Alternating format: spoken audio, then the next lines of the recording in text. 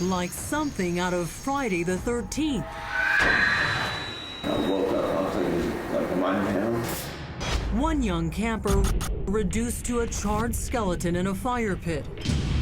Another savagely slashed and bleeding to death. And it appears that a real-life Jason is on the loose. Do other campers think there's a killer out there among them? Yes. This terrifying campfire story unfolds on the banks of Bucks Lake in Northern California, a popular camping spot. It was very chaotic and very frightening for the people that were up here. Among them, a pair of young buddies camping out for the night.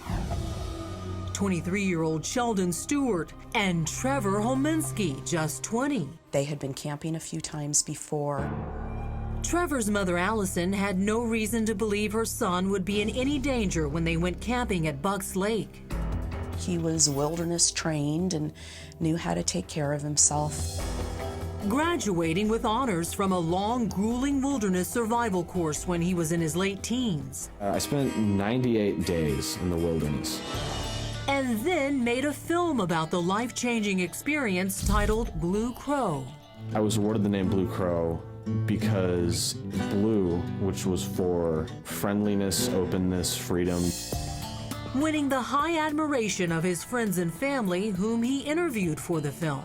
I'm incredibly proud of you, Trevor. You have walked a path that many people 4 times your age haven't walked, and the things you have done in your short life are amazing. He loved the outdoors. He liked to get away from all the hubbub. He had social media accounts, but he never liked that everybody always has their nose in their phone. So he liked getting away, just him and his friends and the wilderness. Trevor loved music.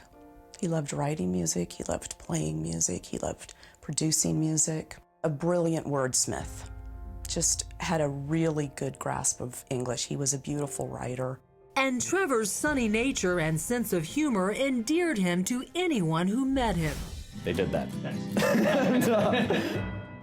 Trevor had just recently decided to follow a childhood dream and join the Marines. He had a lot of patriotic pride, and he was strong and smart, qualities that the Marines would look for. One of the toughest things to do in the world. Yeah, and he wanted to be Special Forces. But it's a choice that would ultimately change the entire course of his life. Because after being accepted into the military, Trevor wanted one last hurrah before shipping out. A farewell camping trip with his buddy, Sheldon Stewart. And that was one thing he wouldn't stop talking about.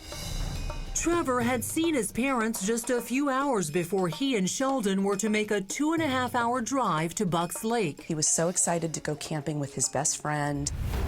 His mom and dad could never have imagined the terrible fate awaiting their son and his pal. What was the very last thing you said to your son, Trevor? When we got into the car, Trevor walked us to our car, and Trevor hugged his mom goodbye, and I didn't. That's something I have to live with for the rest of my life.